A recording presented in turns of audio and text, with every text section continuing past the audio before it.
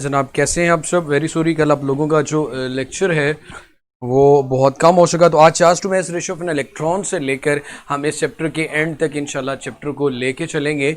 और board marker charge to mass ratio of an electron की अगर बात करें, so charge to mass ratio और also called specific charge of electron was first measured by J.J. Thomson in 1897।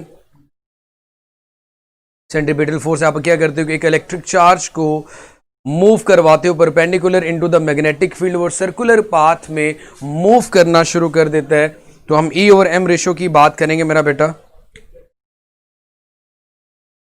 ये देखो,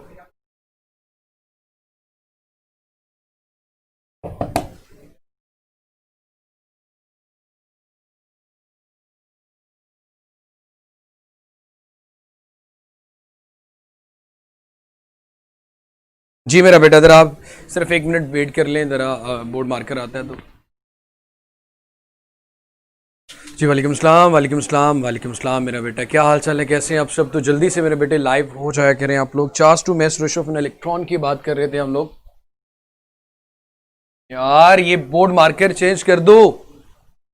Charge to mass ratio, also called specific charge of electron, was first made by J.J. Thomson in 1897.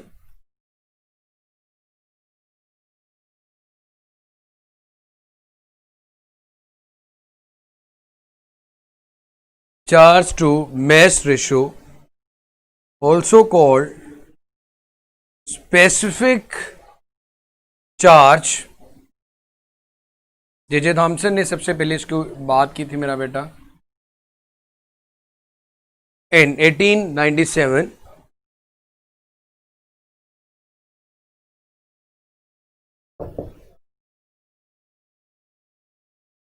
एक electron with velocity v के साथ into the page magnetic field के अंदर enter होता है, इस तरह हम इसको डिनोट करते हैं।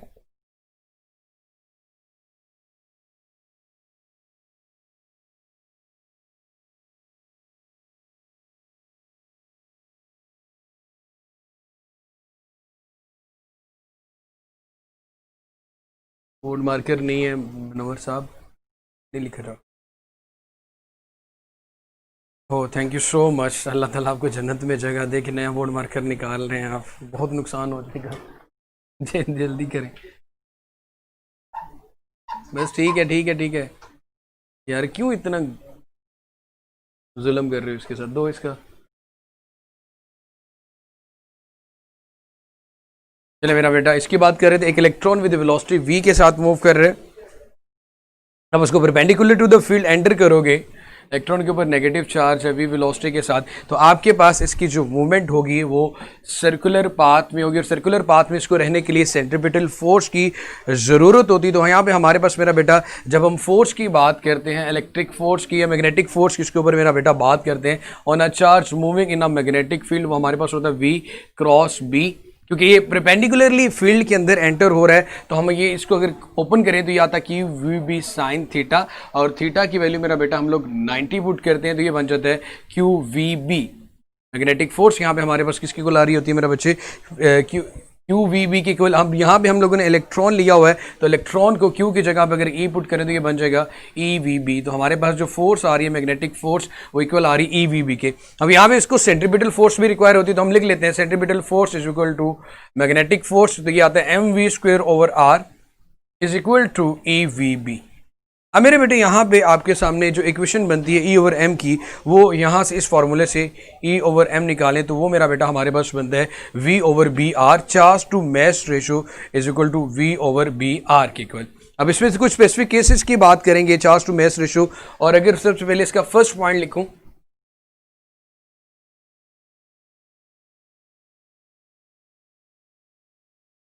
For radius path is illuminated by, जरी सी बात मेरा बेटा, इलेक्ट्रॉन है हमारे पास यहाँ पे विजिबल नहीं होता, तो इसको विजिबिलिटी के लिए हम क्या करते हैं, रेडियस की विजिबिलिटी के लिए, for radius path is illuminated by filling H2 at low pressure in tube। Hydrogen gas से इसको इल्यूमिनेट करते हैं for visibility, filling H2 gas at low temperature या लो प्रेशर। उसके बाद मेरा बेटा चार्ज टू मास रेशियो में सेकंड पॉइंट की बात करें फॉर वेलोसिटी, हमारे पास ये किसके को लाता है, काइनेटिक एनर्जी। आप लोगों को मेरा बड़े अच्छे से पता है, फिर फर्स्ट चैप्टर में आप लोगों ने ये चीज़ मेरा बेटा पढ़ी हुई थी कि q V change in kinetic energy electron volt के इक्वल आती है। यहाँ भी इसकी काइनेटिक एनर्जी इलेक्ट्रॉन वोल्ट के इक्वल आ गई। अब ई वी हमारे पास इक्वल आ गया मेरा बेटा 1/2 mv² के इक्वल। अब ये जो चीज़ हमारे पास इक्वल आ रही है मेरा बेटा वो इलेक्ट्रॉन वोल्ट के इक्वल आ रही है। अब यहाँ से अगर आप v की वैल्यू कैलकुलेट करना चाहो तो वो मेरा बेटा आपके पास बनती है 2ev over divided by m। So velocity of an electron in a magnetic field, इस फार्मूले से मेरा बेटा कैलकुलेट करेंगे। उसके बाद चार्ज टू मास रेशियो जो हम लोग कैलकुलेट करते हैं e ओवर m, जो कि इक्वल आ रही है हमारे पास 2v ओवर बी आर के इक्वल, v ओवर बी आर के इक्वल। में हम लोगों ने बेटा b² r² लिख लिया अब, क्योंकि इसकी वैल्यू निकाल ली वेलोसिटी की, और वेलोसिटी की वैल्यू जब स्क्वायर में लिखते हैं तो हमारे पास ये चीज़ आ गई 2v over b² over r²। तो मेरा बेटा e over m for electron जो हमारे पास आ रही होती है उसकी वैल्यू हमारे पास आती है मेरा बेटा 1.75 मल्टीप्लाई बाय, इसको हम लोगों ने याद रखना है 10 की power 11 coulomb per kg।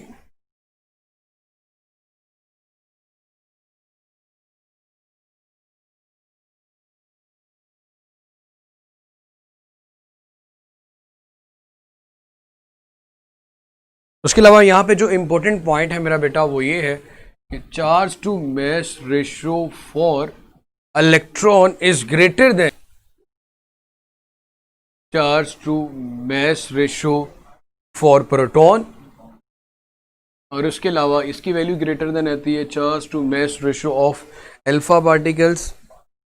And then हम बात करते हैं मेरा बेटा charge to mass ratio of neutrons की। तो सबसे ज़्यादा जो चार्ज टू मास रेशियो आती है जो कि हमने इलेक्ट्रॉन की निकाली भी 1.75 मल्टीप्लाई बाय 10 की पावर 11। और सर वीडियो ब्लर है मेरा बेटा, आप अपना पेज रिफ्रेश करें, और हमेशा ये चीज़ें जब भी इस तरह का केस 720 पे अपनी वीडियो क्वालिटी को सेट करें, उसके बाद पेज रिफ्रेश करें, और उसके बाद मेरा बेटा अगर आपको ब्राउज़र कोई और यूज़ करें तो क्रोम का जो ब्राउज़र है वो यूज़ करें कैंपस की वेबसाइट के लिए।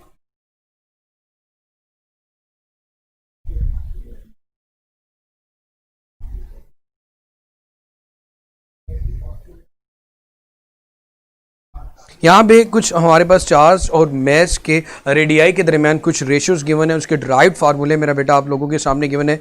वो ड्राइव फार्मूले आप लोगों के सामने मैं लिख देता हूँ। इसको मेरा बेटा अगर आप लोग रेस करना चाहें out of the frame sir हो गया, चलिए मेरा बेटा मैं दोबारा से इसको लिख देता हूँ, फ्रेम में लिख देता हूँ, इसको मेरा बेटा मैं रेस कर देता हूँ।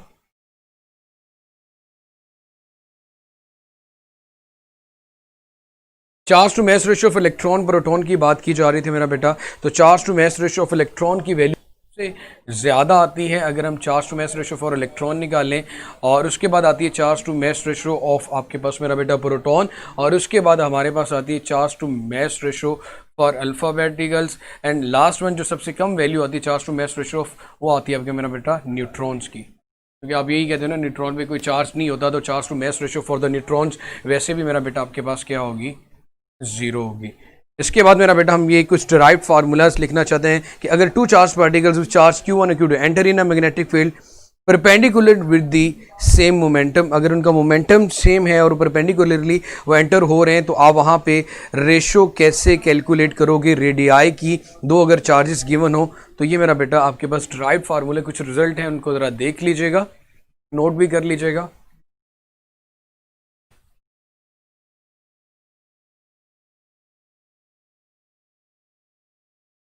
If two charged particles with charges, if two charged particles with charges, if two charged particles with charges q1 q2 enter in magnetic field perpendicular with same momentum and perpendicularly with same momentum, अगर उनका momentum मेरा बेटा बिल्कुल same हो तो charge to mass ratio हमारे पास किसके equal आती है? तो मेरा बेटा ये जो रेशो हमारे पास इक्वल आ रही होती है, इसके ज़रा देखिएगा, ये रेशो हमारे पास इक्वल आएगी मेरा बेटा R1/R2। इसकी डेरिवेशन बाद में कोई कंसर्न नहीं, हमारा R1/R2 ये आता है मेरा बेटा Q2/Q1 के इक्वल। जैसे कि अगर आप फर्ज करें कि चार्ज आपके पास 10 कूलम है, Q2 और Q1 आपके पास 5 है, तो ये रेशो आ जाएगी मेरा बेटा 2:1। जी मेरा बेटा, अब ये तो नहीं लिखा हुआ, आगे देखें। उसके बाद मेरा बेटा आपके पास नेक्स्ट एग्जांपल में कि अगर ये 4 केसेस है, ज़रा ध्यान से देख लीजिएगा अगर बुक पे नहीं लिखा हुआ। अगर दो चार्ज पार्टिकल्स हैं with charge Q1 and Q2 enter in a magnetic field with same speed, यही same condition, two charge particles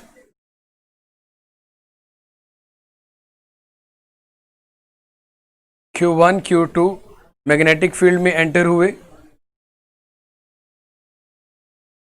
enter in magnetic field with same speed. अभी हमने बात की थी with same momentum, with same speed की बात करते हैं। अगर सेम स्पीड के साथ एंटर होंगे तो हमारे पास यही फॉर्मूला बनेगा मेरा बेटा, R1/R2 is equal to M1 multiply by Q2 divided by M2 multiply by Q1। एक ये फॉर्मूला आ गया हमारे पास। थर्ड केस की बात करते हैं, अगर इसी तरह दो charge particles Q1 Q2 enter magnetic field में होते हैं विद सेम पोटेंशियल, पहले मोमेंटम की बात की फर्स्ट वन, फिर हमारे पास सेम स्पीड आ गया। अब थर्ड पॉइंट पे हम बात करेंगे।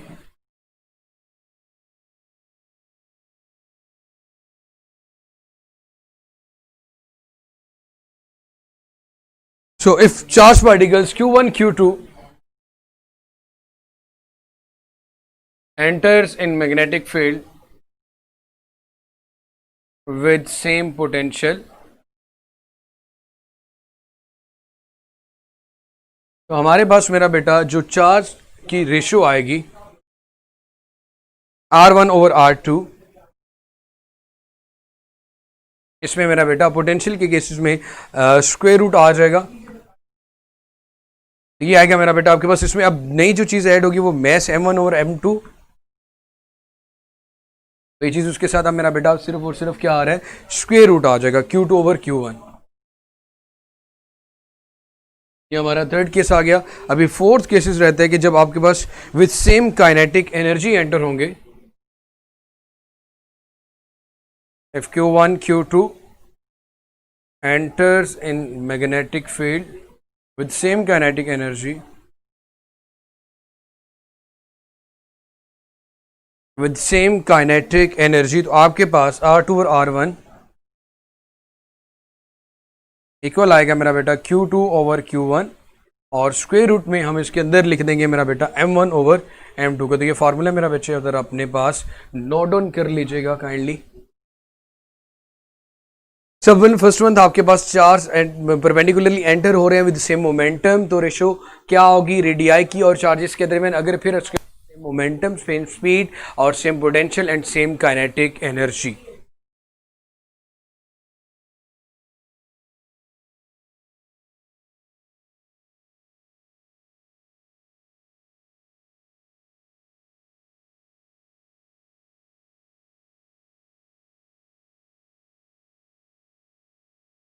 उसके बाद मेरा बेटा एक एमसीक्यूज है, उसको डिस्कस करते हैं।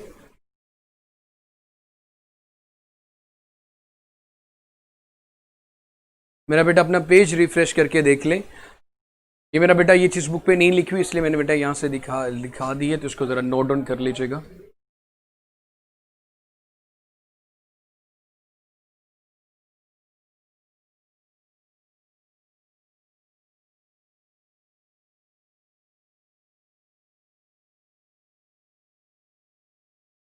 जी मेरे बेटे, तो नेक्स्ट टॉपिक के ऊपर बात करते हैं, the EMF ratio of a charge particles. एमसीक्यूज है मेरा बेटा, the charge to mass ratio of a charge particle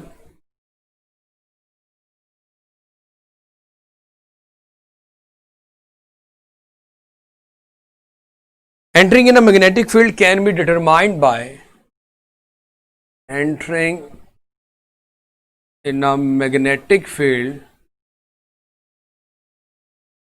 can be determined by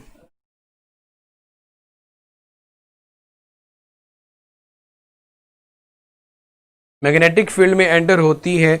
अब उसके लिए क्या फार्मूला हम लोगों ने ड्राइव करना है, तो सबसे पहले मैं ऑप्शन ए लिखता हूं, ए बी सी और डी, और बताइएगा कि इसका करेक्ट आंसर क्या आएगा, वी ओवर बी आर या फिर 2v over B square r square, या फिर हमारे पास मेरा बेटा आ रहा है v ओवर बी स्क्वेयर और आर स्क्वेयर, एंड डी आपके पास बोथ ए एंड बी। जैसे कि हम लोगों ने स्टार्ट किया था तो ये चीज़ मेरा बेटा बता दी थी। कोई नहीं चल रहा, सब बैठे हैं।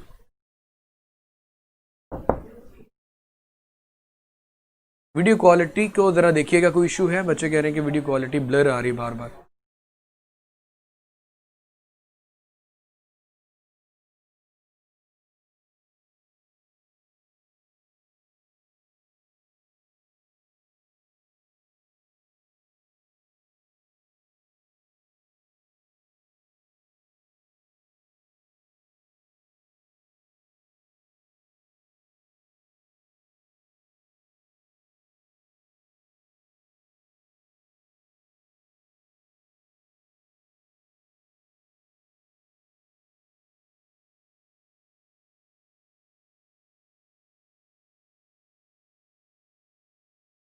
मेरा बेटा ये वाला फार्मूला भी यूज किया जाता है और ये वाला फार्मूला भी यूज किया जाता है सेकंड कंडीशन में, तो डी इज द करेक्ट है। चले मेरा बेटा एग्जैक्टली ये हो गया। उसके बाद मेरा बेटा नेक्स्ट जो क्वेश्चन आपके पास, the value of E over M over electron is the value charge to mass ratio for electron is, क्या होती है मेरा बेटा? वैसे इसका करेक्ट आंसर मेरे बच्चे आप लोगों को पता होना चाहिए। अभी हम उसने लिखी थी 1.75 multiply by 10⁻11 coulomb per kilogram, ये इसका करेक्ट आंसर है मेरे बेटे। ये आप लोगों को याद होना चाहिए।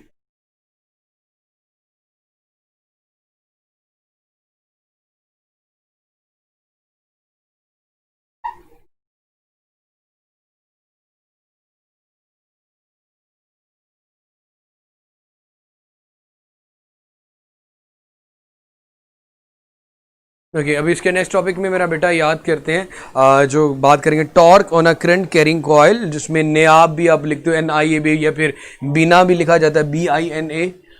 सो नेक्स्ट टॉपिक, इसको जरा मेरा बेटा मैं ट्रेस करने लगा हूँ।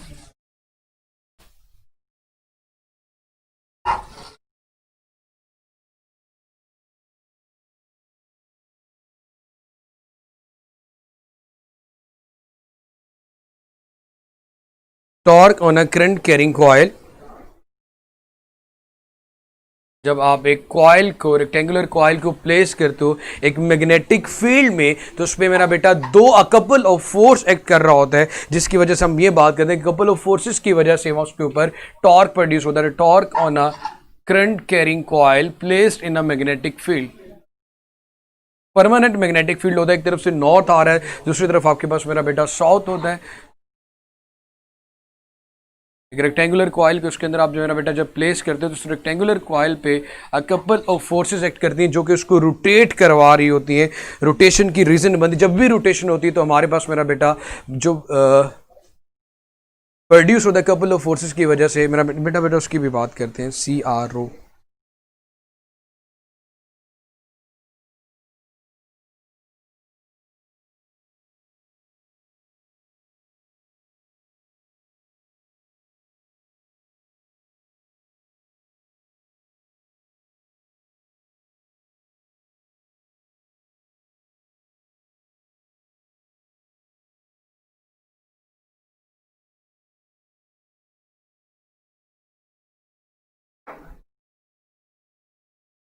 सर CRO नहीं करना है, वेलोसिटी सिलेक्टर, वाह वाह वाह।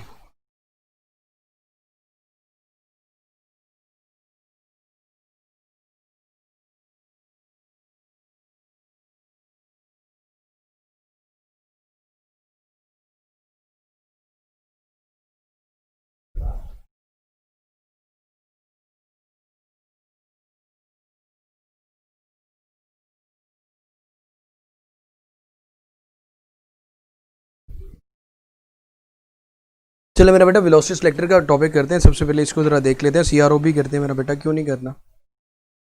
शायद मिस अरेंज हो गया है मेरे से ज़रा।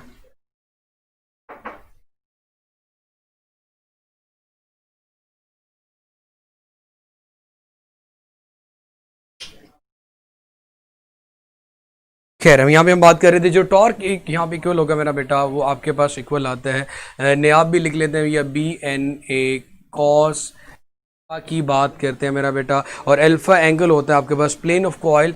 Alpha is the angle between plane of coil and magnetic field. Plane of coil and magnetic field के दरमियान ये एंगल होता है मेरे बच्चे। उसके बाद हम बात करते हैं टॉर्क को हम इस तरह से भी एक्सप्रेस करते हैं, यही जो फॉर्मूला है इसको इस तरह से भी लिखा जाता है मेरा बेटा, torque is equal to B I N A sine phi या साइन थीटा। अब यहाँ पे साइन कब आएगा मेरा बेटा, क्योंकि आप लोगों को बड़े अच्छे से पता है कि प्लेन एरिया के अगर परपेंडिकुलर देखा जाए तो वेक्टर एरिया है। तो यहाँ पे चीज़ याद रखिएगा, जब हम वेक्टर एरिया की बात कर रहे होंगे, where phi is the angle between vector area A and magnetic field. तो ये दो पॉइंट मेरा बेटा याद रखिएगा कि आपने हमेशा देखना है कि एंगल कौन सा किया जा रहा है, क्या वो प्लेन एरिया और मैग्नेटिक फील्ड के दरमियान है, तो आप लिखेंगे torque is equal to B I N A cos alpha. और अगर आपके पास एंगल आ रहा है मेरा बच्चे मैग्नेटिक फील्ड और वेक्टर एरिया के दरमियान, तो मेरा बेटा फिर आप ये लेंगे, वो प्लेन एरिया है और ये हमारे पास मेरा बेटा vector area, both are perpendicular to each other. जी मेरे बेटे हो जाएगा, परेशान ना हो।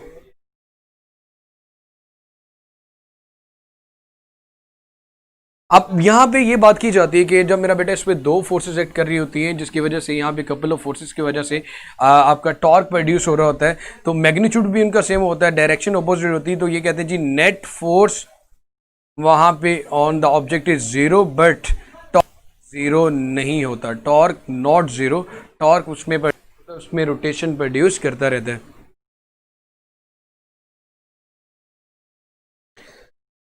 मेरा बेटा हम यहाँ पे मैग्नेटिक फील्ड की डायरेक्शन देखें, बी टू ए आपके पास बी नॉर्थ से साउथ की तरफ आ रही है मेरा बेटा।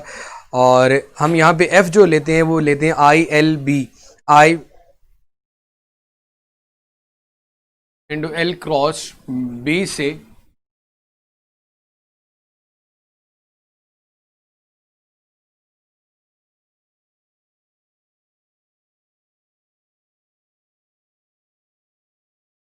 जी मेरा बेटा ज़रूर, क्यों नहीं।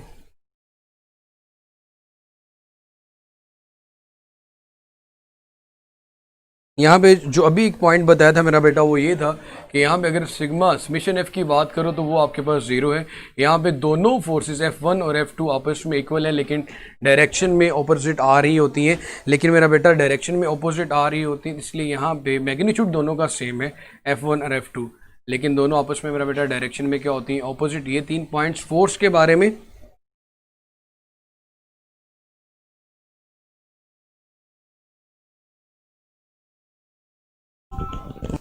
मेरा बेटा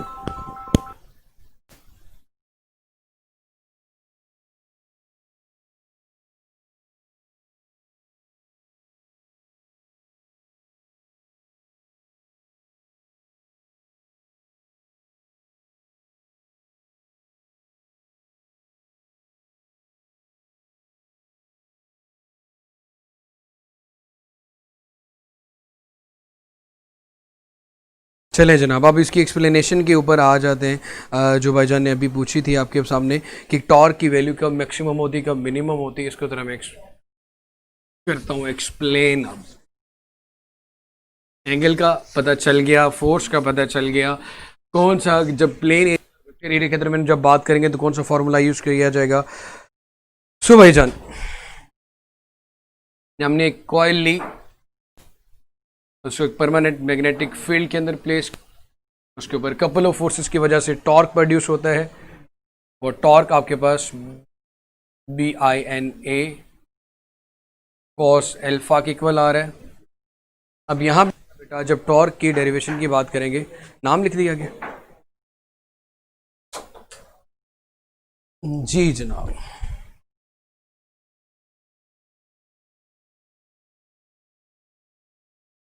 सबसे पहले तो मेरा बेटा हम बात करते हैं first, if plane of the coil,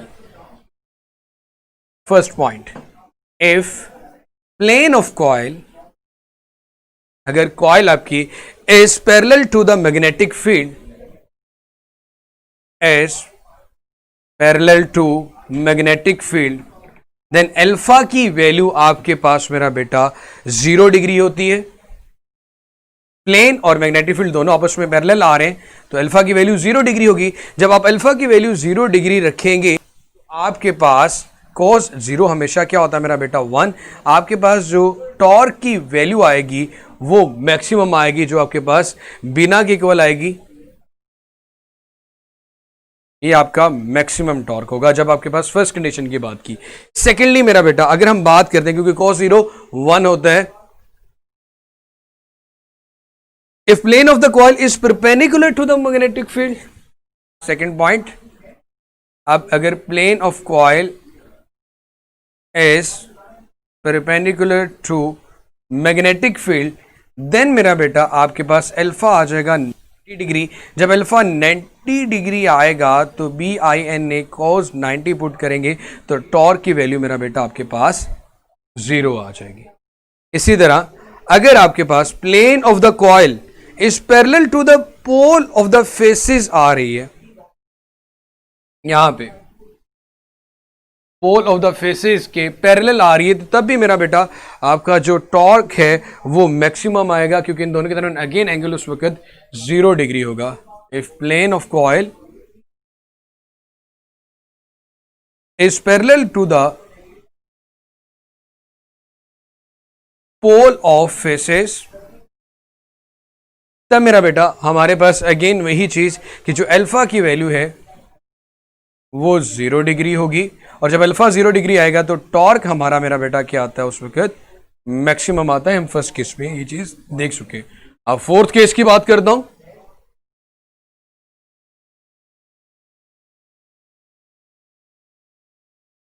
और अगर आपके पास angle between plane of the coil and magnetic field,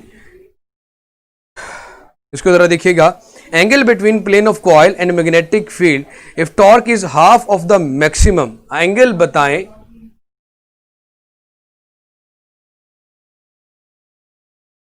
between plane of the coil और मैग्नेटिक फील्ड, जो कि अल्फा एंगल की वैल्यू आपसे पूछी गई है। जब अगर आपके पास क्या हो, if torque is half of the maximum, if torque is half of maximum, आपका जो टॉर्क है वो मैक्सिमम का भी हाफ है। मैक्सिमम मेरा बेटा आपके पास क्या होता था बिना, और बिना को अगर मेरा बेटा 2 पे डिवाइड किया जाए तो हमसे पूछा गया alpha torque is equal to torque maximum divided by 2 BINA divided by 2। अब मेरा बेटा हमसे पूछा गया एंगल, तो ये तो मेरा बेटा आपको पता है टॉर्क किसके इक्वल होता है, BINA cos अल्फा के इक्वल, ये आ गया BIN डिवाइडेड बाय 2। उसी तरह BINA से cancel, cos alpha is equal to 1/2 आ गया, तो हमें अल्फा कैलकुलेट करना है तो cos इनवर्स 1/2 करेंगे तो हमारे पास आंसर आएगा मेरा बेटा 60 डिग्री। इसी तरह आप प्रैक्टिस के लिए टॉर्क मैक्सिमम डिवाइडेड बाय √2 कर सकते हैं, √3 डिवाइडेड बाय 2 टॉर्क कर सकते हैं।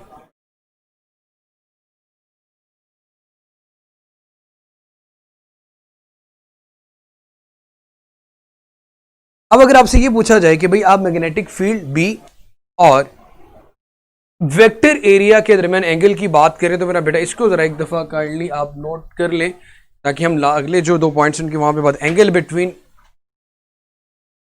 फिफ्थ पॉइंट की बात करते हैं, angle between vector area and magnetic field B. हम MF भी लिख रहे थे या बी की बात कर लें, बात तो सेम ही है मेरा बेटा।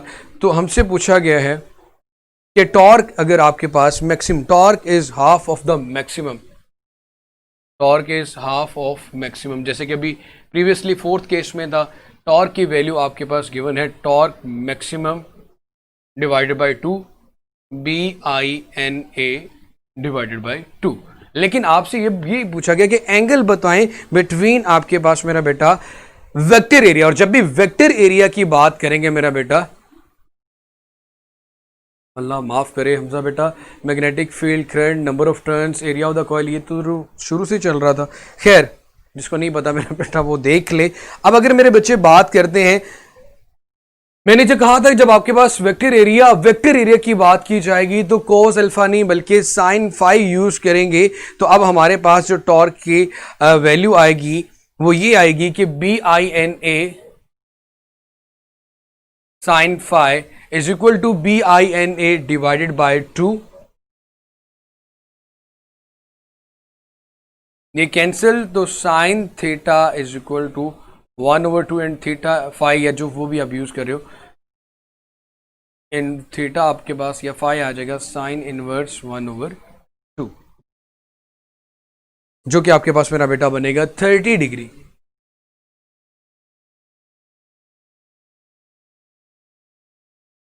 क्योंकि 90 डिग्री माइनस अल्फा कहते हैं मेरा बेटा। इससे पहले प्रीवियसली चैप्टर में हम लोगों ने उस फार्मूले को ओपन करके देखा था जो कि साइन के इक्वल आ जाता है। इसी तरह जब अगर आपके पास अल्फा 60 डिग्री हो और टॉर्क आपका मेरा बेटा मैक्सिमम टॉर्क प्रोड्यूस हो रहा हो, तो इस तरह की कंडीशंस हम लोग अप्लाई कर सकते हैं।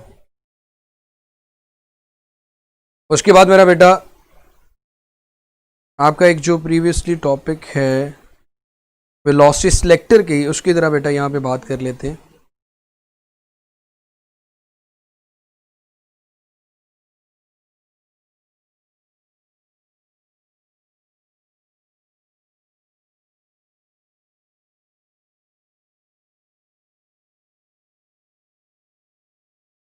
सो वेलोसिटी सिलेक्टर में मेरा बेटा B and E magnetic field हम इस तरह लेते हैं मेरा बेटा।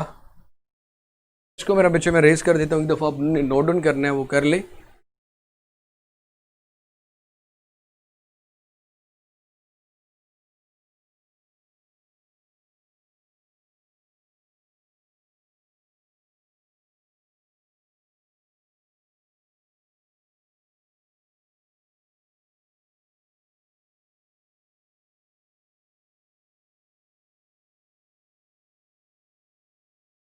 हमें velocity of the selector calculate करनी है। वेलोसिटी सेलेक्टर की या वेलोसिटी आपके पास क्या हो,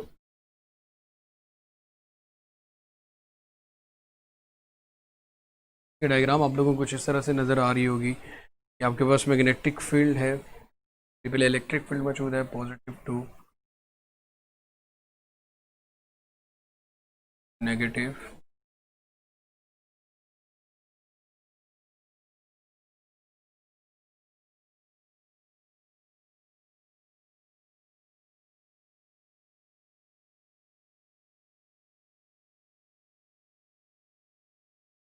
मैग्नेटिक इलेक्ट्रिक फील्ड की डायरेक्शन अपवर्ड है जबकि मैग्नेटिक फील्ड की डायरेक्शन आपके पास मेरा बेटा डाउनवर्ड है।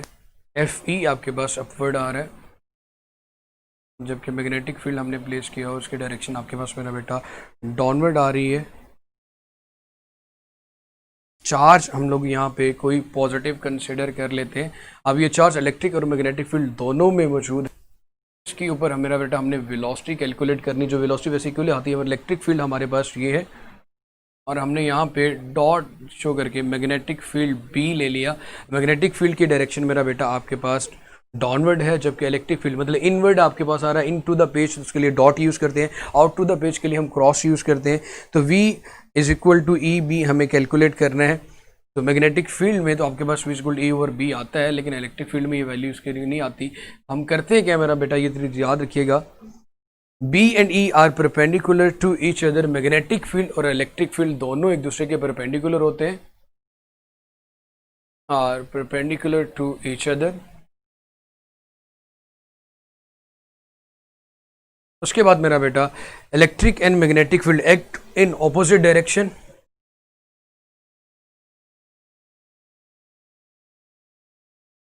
Acts in opposite direction. उसके बाद मेरा बेटा जब आपके पास इलेक्ट्रिक और मैग्नेटिक फील्ड E और B दोनों इक्वल हो जाते हैं तो हमारे पास मेरा बेटा particle don't get deflection and pass through selector, वो सिलेक्टर में से उस वक्त पास होते हैं। Their velocity is given as जब इलेक्ट्रिक और मैग्नेटिक फील्ड दोनों आपस में इक्वल हो जाते हैं तो हमारे पास किसी किस्म की डिफ्लेक्शन नहीं होती. The charge pass through the velocity selector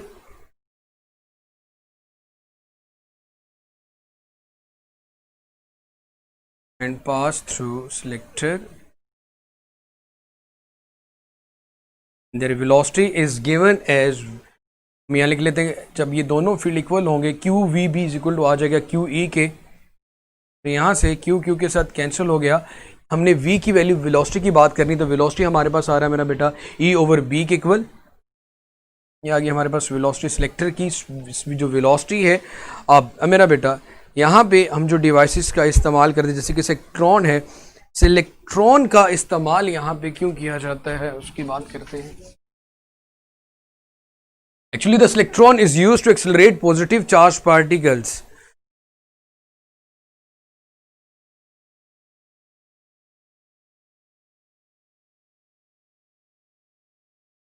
used to accelerate, जो हमने यहाँ पे पॉजिटिव चार्ज पार्टिकल लिया है उसको एक्सेलरेट करवाने के लिए हम इस्तेमाल करते हैं मेरा बेटा इलेक्ट्रॉन डिवाइस का.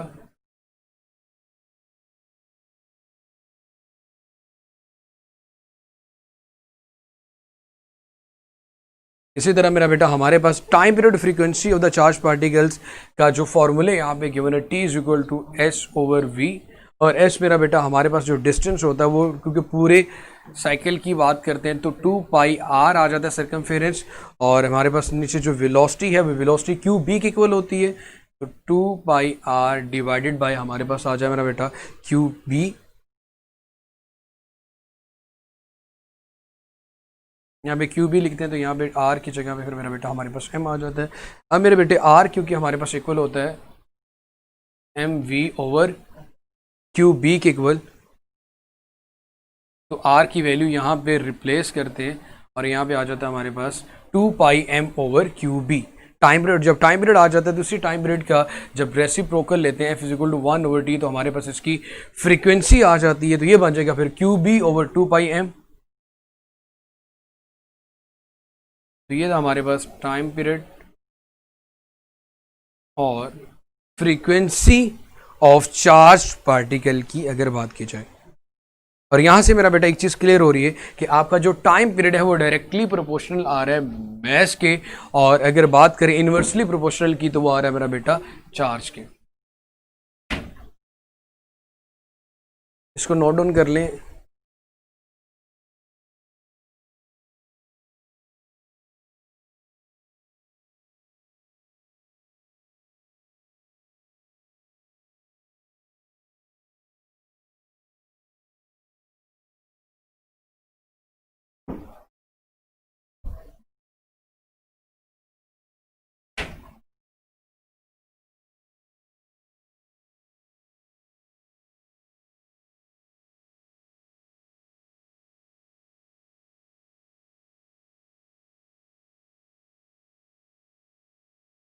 ओके, गैल्वेनोमीटर की मेरा बेटा बात करता हूँ. गैल्वेनोमीटर का इस वजह सी बात है कि ऐसी डिवाइस है which is use to detect the passage of current, और इसका जो वर्किंग प्रिंसिपल है वो torque acting on a current carrying coil ही होता है.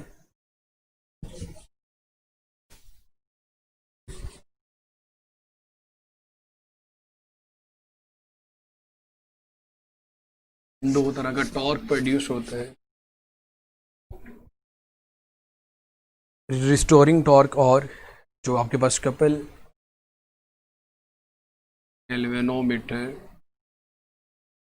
Use to detect the passage of current, electric current को डिटेक्शन के लिए हम जिस डिवाइस का इस्तेमाल करते हैं उसको मेरा बेटा हम गैल्वेनोमीटर का नाम देते हैं. अब मेरा बेटा इसका जो वर्किंग प्रिंसिपल है is torque acting on a current carrying coil. Working principle torque acting on a current carrying coil, acting on a current carrying coil.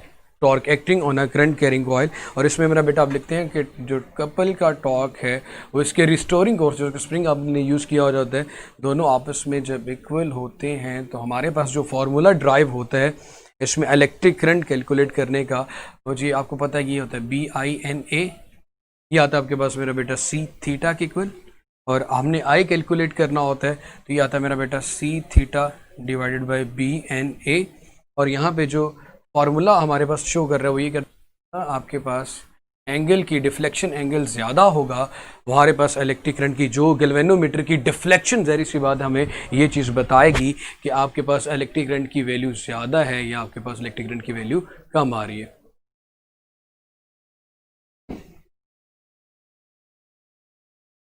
इसको ज़रा करना यार 1 आवर तो मैक्सिमम करना, क्या शो हो रहा है सामने।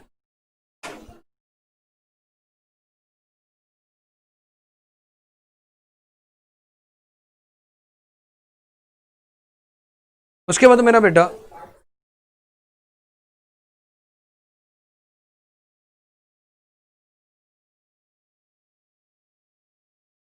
यहाँ पे मेरा बेटा आपके पास जो एरिया होता है या फिर आपके पास इलेक्ट्रिक करंट मैग्नेटिक फील्ड की बात करें तो ए और बी के दरमियान जो एंगल होता है मेरा बेटा वो हमेशा 0 आता है, इसलिए वहाँ पे जो टॉर्क की वैल्यू है वो हमेशा मैक्सिमम होती है। यहाँ पे हम जो यूज़ करते हैं वो concave pole magnet and soft iron cylinder concave pole and soft iron cylinder makes field radial and stronger,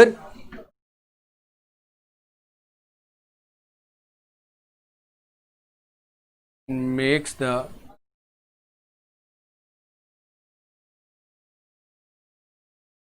the field stronger and radial, जिसकी वजह से इसकी मैग्नेटिक फील्ड की वैल्यू सेम रहती है। Lamp scale arrangement gives theta deflection angle by finding the distance of light spot on scale. Lamp scale हमें किसकी value दे रहा होता है मेरा बेटा, लैम्प स्केल अरेंजमेंट हमें डिफ्लेक्शन एंगल की वैल्यू, और डिफ्लेक्शन एंगल हमारे पास डिटरमाइन करता है इलेक्ट्रिक करंट की वैल्यू को, gives theta by finding the distance of light spot on scale। Theta हमारे पास इसको लिखते हैं S/R की इक्वल, और S की वैल्यू 1 लेते हैं। So by finding the distance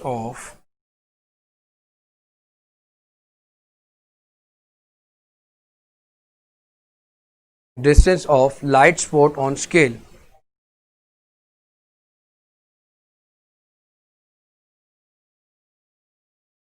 उसके अलावा मेरा बेटा अगर इसकी सेंसिटिविटी की बात की जाए, थीटा ओवर सेंसिटिविटी मतलब कितना ये इलेक्ट्रिक गैल्वेनोमीटर डिटेक्शन करते हैं, वो हमारे पास रेशियो होती है थीटा ओवर आई की,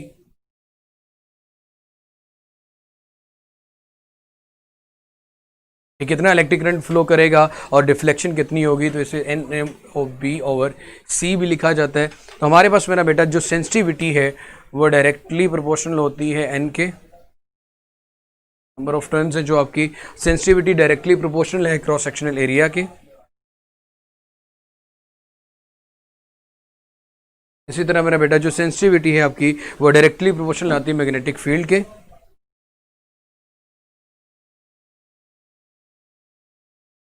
इसी तरह मेरा बेटा जो आपकी सेंसिटिविटी है वो इनवर्सली प्रोपोर्शनल आती है C के।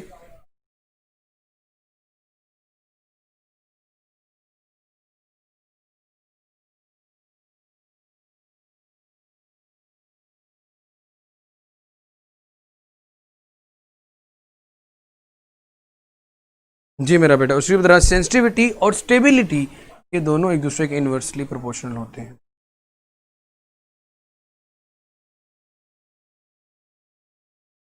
आज हम ऊपर पहुंच गए अपने टाइम से।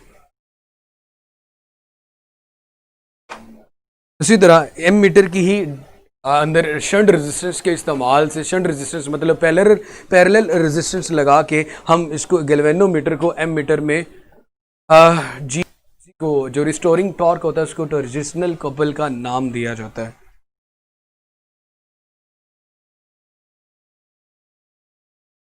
इसको मेरा बेटा एक दफ़ा स्क्रीनशॉट वगैरह ले ले। एमीटर की बात करें, काफ़ी दिनों से चैप्टर नंबर 14 लटकता ही जा रहा है। कल हर हाल में चैप्टर नंबर 15 ही इंशाल्लाह स्टार्ट करेंगे, इलेक्ट्रोमैग्नेटिक इंडक्शन वाला।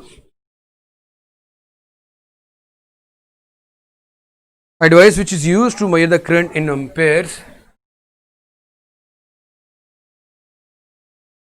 Device which is used to measure the current. Last one हमने पढ़ा डिटेक्शन। सो मेरा बेटा गैल्वेनोमीटर को ही हमने एमीटर किया हुआ है by using the parallel resistance.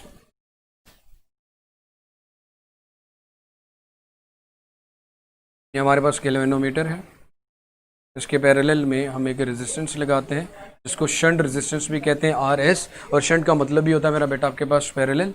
इसके अलावा यहाँ पे हम जरा सी बात है, जब इलेक्ट्रिक करंट आई की वैल्यू देखते हैं, अब इलेक्ट्रिक करंट दो हिस्सों में जा रहा है, एक तो ये शंट में और दूसरा आपके पास यहाँ पे ये गैल्वेनोमीटर IG। मतलब टोटल आपके पास इलेक्ट्रिक करंट है वो शंट का इलेक्ट्रिक करंट प्लस गैल्वेनोमीटर का इलेक्ट्रिक करंट दोनों को ऐड करने से आएगा। अब यहाँ पे हमारे पास जो VG गैल्वेनोमीटर का जो वोल्टेज है वो इक्वल आ रहे होते हैं मेरे पास मेरा बेटा जो आपके पास VS है, क्योंकि पैरेलल में वोल्टेज की वैल्यू सेम होती है। इसके लिहाज से अगर इक्वेशन देखी जाए तो IG RG इक्वल आएगा मेरा बेटा IS RS के इक्वल। और अगर आप कैलकुलेट करना चाहते हैं शंट रेजिस्टेंस को, जिसे हम पैरेलल रेजिस्टेंस कहते हैं, तो IG RG को डिवाइड कर देंगे हमें IS के साथ, तो हमारे पास इसकी शंट रेजिस्टेंस आ जाएगी पैरेलल रेजिस्टेंस की वैल्यू। उसके बाद कुछ पॉइंट इसके मेरा बेटा मैं लिखना चाहूँगा कि अगर इस RS की वैल्यू को इस तरह से भी लिखा जा सकता है, RS is equal to IG divided by I minus IG। अगर इन टर्म्स ऑफ IG अगर मैं लिखूं तो यहाँ पे आ जाएगा मेरा बेटा आपके पास RG, क्योंकि IS की वैल्यू देखो टोटल आपके पास मेरा बेटा है IG प्लस IS, और अगर IS की वैल्यू यहाँ से निकालना चाहें तो ये IG इधर आके क्या हो जाएगा माइनस, तो हमारे पास आ जाएगा IS। तो यहाँ पे IS की वैल्यू सिंपली हमने लिख दी I माइनस IG।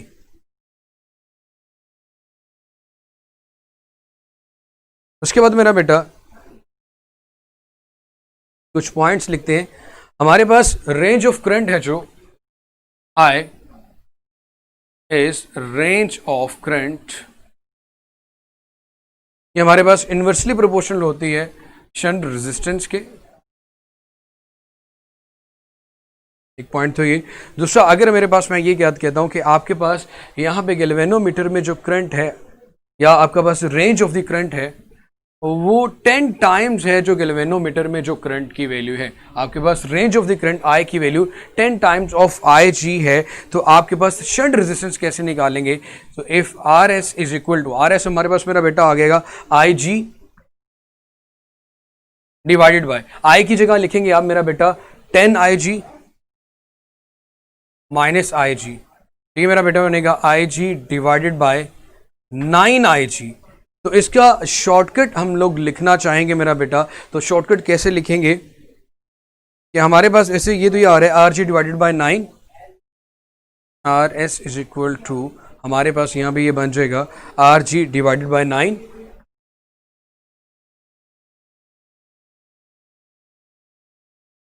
IG के साथ कैंसिल हो गया, तो ये आ गया RG डिवाइडेड बाय 9। तो मेरा बेटा इफ अगर आपके पास I जो इलेक्ट्रिक करंट है वो N इंटू IG कोई भी वैल्यू लिखी जाती है IG के साथ, तो हम शंट रेजिस्टेंस निकालने के लिए जो फॉर्मूला लिखेंगे वो लिखेंगे बेटा RS is equal to RG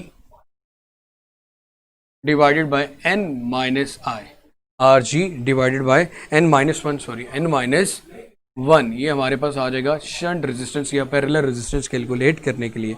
उसके बाद मेरा बेटा ammeter is always connected in series with the circuit. जहां पे भी आपने एमीटर को कनेक्ट करना है ऑलवेज कनेक्ट करेंगे मेरा बेटा connected in series with the circuit, जहां पे भी आप इलेक्ट्रिक करंट की जो डायरेक्शन या इलेक्ट्रिक करंट की जो मेजरमेंट है वो कैलकुलेट करना चाह रहे हैं। उसके बाद मेरा बेटा अगर वोल्ट मीटर की बात करें तो वोल्ट मीटर में हम सीरीज रेजिस्टेंस की बात करते हैं।